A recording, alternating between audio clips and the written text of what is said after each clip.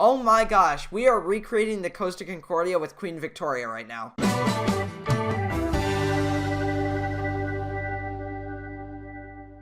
Hey guys, welcome back to another video, and in today's video, we're back in Tiny Sailor's World. And today, we're going to be checking out a brand new update to the game. So yeah guys, let's get into the video. Okay, before we start anything, let's take a look at what was added in the recent update. So we've got the Typhoon, which is a new submarine. We've got the Airbus A380, which is the Titanic of the skies. Then we have the MS Queen Victoria. So actually, that is what we're going to be starting out with because that looks really cool. And I'm really excited to see what this brand new cruise ship to the game has to offer. So let's go ahead and let's check it out. Alright, so let's start out with the Queen Victoria by the Cunard line. Now you may be asking, how is the Cunard line still around with all of this other competition in the cruise market? Well, let me tell you about something called the Carnival Corporation. Yes, that humble little line back in the early 80s, which has grown into the Disney Plus of the seas. Yeah, they own everybody. I'm talking about people like Cunard and also Costa and a bunch of other lines. They own it. So yeah, that's why Cunard is still around today, so you can thank them for saving them. So yeah, here we have Queen Victoria. It looks fantastic, and I love that they've actually kept the tradition of the white superstructure and the black hull, because it's still that classic ocean liner look. Now, this ship looks pretty decent. I like the forward design of it.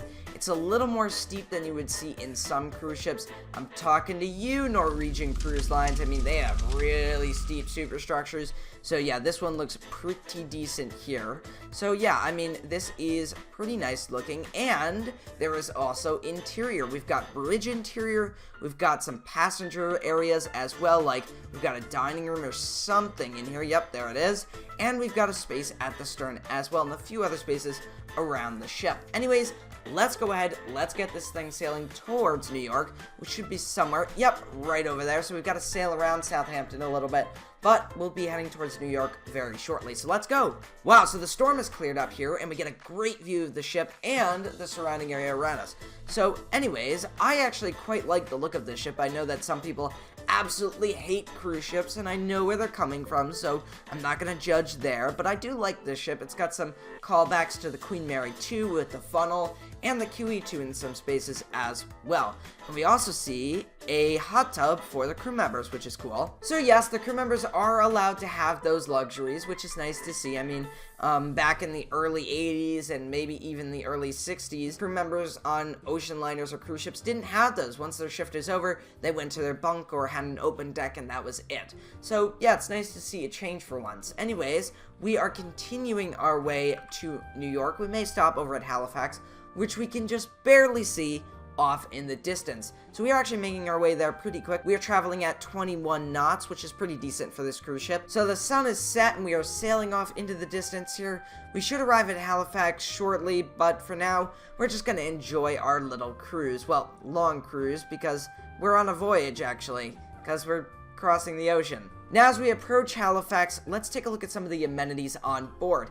Obviously, you've got your multiple dining rooms, your multiple cabins. I mean, hundreds of cabins, not just these balcony cabins, but those interior cabins as well. You've got pools, you've got outside bar areas, all sorts of things, even a tennis court on the roof. Yeah, it is pretty crazy to see what these cruise ships have on board them. Some of them today actually have roller coasters, okay? Roller coasters. I think that's the brand new Mardi Gras. So yeah, insane. Alright, we have arrived at Halifax. Well, not really arrived, we're passing by Halifax, because we're not stopping here. We're just doing a little bit of sightseeing, saying hello, doing a sail-by salute in a more organized manner, and that's gonna be it. We're heading off to New York after that, and we're actually heading off to New York now. So yeah, and hello little boat. How much damage can we inflict on you? Let's see. Quite a bit, since we just sank it. Good for us. Now, when we get to New York, I'm going to sink the ship, and then I'm going to bring out a member-suggested ship. So this is the Disney Dream, and we're going to compare both cruise ships just by looking at this cruise ship first, which we're looking at now, and then we're going to look at Disney Dream real quick to see kind of the differences in between them. So yeah, let's go ahead and let's make our way to New York so we can go ahead and sink this vessel. Now, I should mention I will be breaking this update into 2 videos, so This video obviously focuses on the Queen Victoria, and the next video I do will focus on the brand new submarine and the Airbus A380, so that'll be very cool. We're almost there, passengers. It's unfortunate we'll be arriving in New York under these stormy conditions, but we are here. Thank you for sailing on the Queen Victoria, and I recommend you get off because we're scuttling this ship now. So yeah, it was kind of a one voyage thing at the Cunard line. We planned on doing one single voyage and then sinking this rust bucket. So yeah, everybody just jump off. I mean, the waters aren't too cold. It's only like spring. Alright, with our passengers offloaded, it's time to ram into something, and you'll be like, why not use the sinking method? I will. But first, I have to damage the ship, and that failed miserably. So yes, there is a new sinking method. So what you have to do is damage the vessel, and then what it'll do is it'll sink based on the damage you created. Now, I seem to be having a really difficult time damaging the ship. I mean, I've rammed it into this dock like twice now, and nothing's happened. So, you know what? Those rocks look pretty interesting. Hello, giant cliff face. I would like you to meet the bow of my ship. And damage. Yes, we've got damage. That is exactly what we're looking for.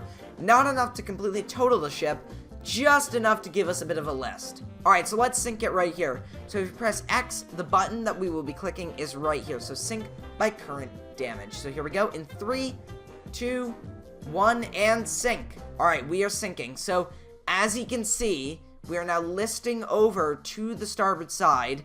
And wow. That lifeboat is determined to become a land vehicle. Oh my gosh, we are recreating the Costa Concordia with Queen Victoria right now. What's gonna happen when we touch the rock here? Will anything happen? Oh, it's lagging quite a bit. Let's see. We are going down by the bow.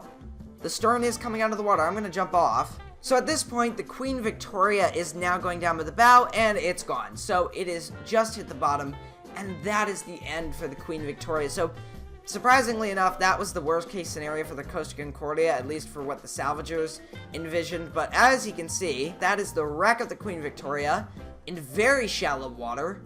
And I'm pretty sure if this is not recovered in a few years, it's gonna collapse and it's gonna be pretty awful. Anyways, that has been the Queen Victoria, but we're not done yet. We're gonna check out another cruise ship that was suggested by a member, and that is the Disney Dream. Alright, so here we have the Disney Dream. So this was a great suggestion by one of my members, because now we can compare what both cruise ships look like. So the Disney Dream definitely has a height difference from the Queen Victoria. You can see it's much taller. Now, we don't have the Queen Victoria with us, but we just saw what it looked like.